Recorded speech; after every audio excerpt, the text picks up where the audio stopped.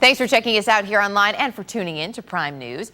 And the way I see it, if you're going to be kind enough to invite me into your living rooms every night, the least I could do is introduce myself. I don't want to be a stranger after all, especially since it's dinner time. So I'm going to field some questions for you, both professional and personal, so we can get to know each other a little bit better.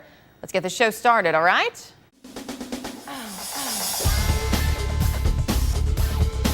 You know, it's tough to narrow it down to just one. One thing that I've noticed recently, though, is while stories, emotional stories, have always gotten to me because I'm a human, I would hope they'd get to me. Ever since I had a baby, stories that involve abuse and cruelty to the elderly or children or animals, people and beings who can't protect themselves or speak up, they seem to get to me even more, and I really feel them in my gut. So that's what I've noticed lately. Oh, it's a long and winding road to Prime News with Erica Hill, but it's been a good one. The short answer to how I got here is in college, I had a couple of different internships, and at one point I worked for a technology magazine, PC Week, you may know it. And at that point, I did some online stuff for them. That was when webcasting was new, and we had a we actually had PC Week radio, at the time.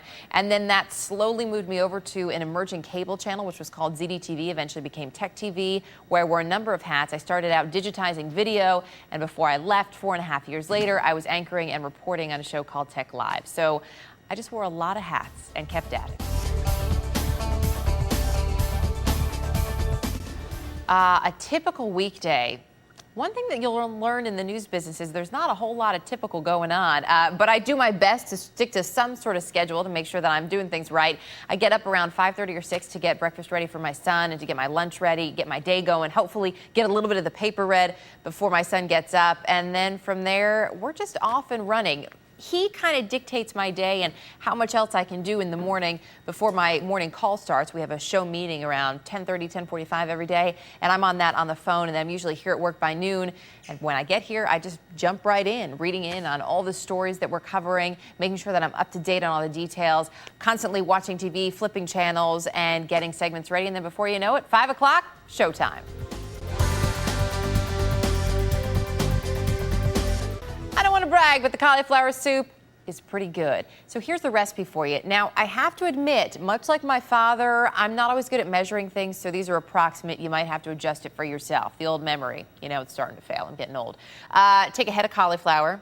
Chop it up. What you're going to do in a pan, a little bit of olive oil, heat it up, and you want to throw in the white part of 1 leek, chopped up pretty fine. Make sure you rinse it because sometimes there can be some dirt left in there. Also a shallot.